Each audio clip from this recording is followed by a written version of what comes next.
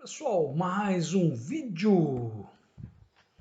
Continuando as questões da Unesp, fase 1.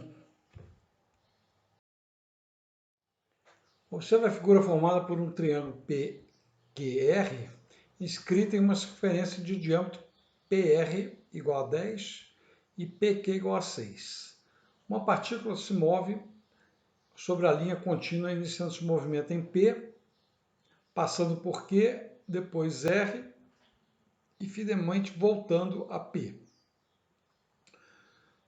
A partícula parte de P com velocidade inicial de 8 metros por segundo. E o módulo de sua velocidade vai aumentando uniformemente ao longo da trajetória, vai aumentando uniformemente, até que quando ele passe por P, a velocidade dele vai estar em 10 metros por segundo. Adotando P igual a 3, π, no caso, o módulo da aceleração escalar dessa partícula ao longo de todo o seu percurso é. Bom, como ele deu velocidade inicial, velocidade final, vai me lembrar o movimento uniformemente variado. Está, a velocidade aumenta uniformemente. Então, eu vou usar a famosa fórmula, a fórmula de Torricelli. Tá ok? Então, para isso, eu tenho que calcular a distância percorrida. Então, a distância vai ser o PQ mais o QR e mais o RP. Perfeito? Bom, o PQ a gente sabe que vale 6 que foi dado. Como esse triângulo está inscrito, então aqui é reto, então é um triângulo retângulo. Então, cateto 6, hipotenusa 10, que está. Ora, então o outro cateto vale 8, né? Então QR vale 8. E o RP vai valer o quê? A metade do comprimento da circunferência. Então eu vou ter PQ igual a 6, RQ igual a 8, e o RP vai ser 2πr. O raio é 5, né? Porque o diâmetro é 10. Então, vai ser 2πr dividido por 2, então vai dar 3 vezes 5, 15. Com isso, a nossa distância percorrida vai ser o 29, né? 14 mais 15, 29. Usando a fórmula de Torricelli, vamos ter a velocidade final 10 ao quadrado, a velocidade final 8 ao quadrado, 2 vezes a aceleração, vezes a distância percorrida. Fazendo essas continhas, vamos obter 36 sobre 58, que é a mesma coisa que 18 sobre 29 metros por segundo ao quadrado. Bom, nessa questão ele deu um gráfico de radar, né? Tela de radar, né? Ou gráfico em rede, também pode ser chamado teia de aranha, tanto faz. E aqui você tem 5 propriedades de 5 materiais, que é o titânio, o ferro, o cobre, o alumínio e o chumbo. E aqui está dizendo o seguinte, que considerando-se que em determinado projeto industrial são desejáveis os menores valores possíveis das propriedades 1 e 4 e os maiores valores possíveis das propriedades 2, 3 e 5 de todos os metais. O alumínio é o mais vantajoso em que parte? Que tem menos valor em propriedades 1 e 4 ou mais valores em 2, 3 e 5. Bom, vejamos aqui então. No caso do 1, o alumínio vai estar nesta posição. E nós temos um cara aqui dentro. Ó. Então, esse cara é o chumbo. Talvez seja o chumbo, né? Acho que sim, o chumbo. Então, aqui o chumbo é o menor no 1. Então, não é ele. Não é o alumínio. No 2, o alumínio está nessa posição. Então, é o segundo maior, né? Então, esse aqui é o maior, que é o cobre, no caso. Então, o 2 não serve para o alumínio. 3. O maior continua sendo o cobre. O alumínio está nesta posição. Número 4.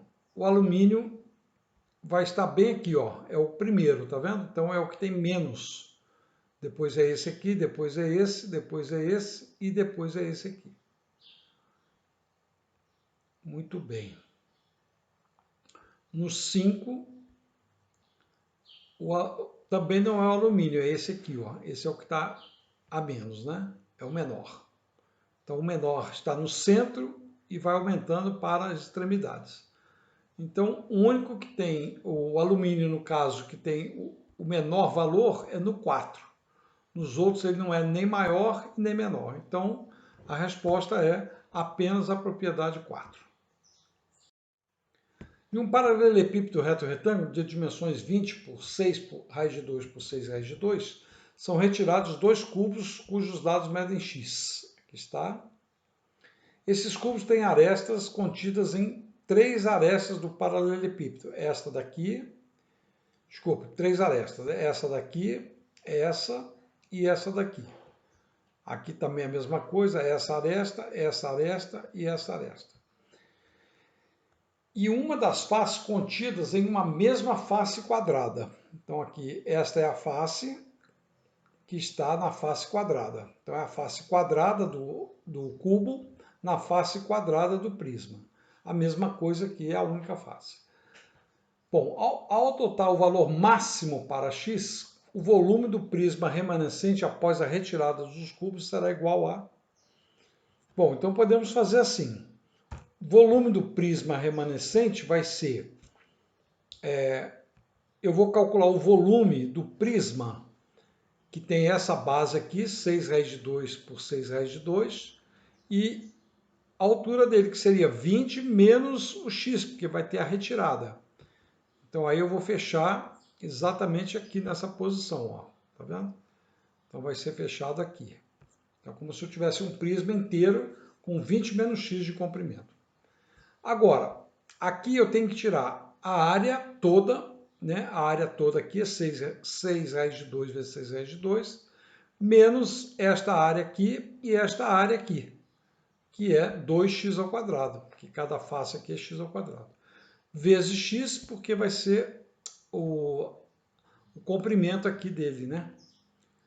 Então, eu vou fazer esse cara mais esse outro volume. Então, esse volume aqui inteiro, mais esse pedaço de volume. Então, fazendo essa continha, vamos obter exatamente isso aqui e exatamente isso. Bom, agora ele falou o seguinte, que ao adotar o valor máximo para x, ora, qual que é o valor máximo? O valor máximo vai ser a metade do comprimento da aresta ali. Então, 6 raiz de 2. Então, o comprimento máximo da aresta aqui vai ter que ser 3 raiz de 2. Então, substituindo 3 raiz de 2, fazendo a continha, vamos obter exatamente isso aqui.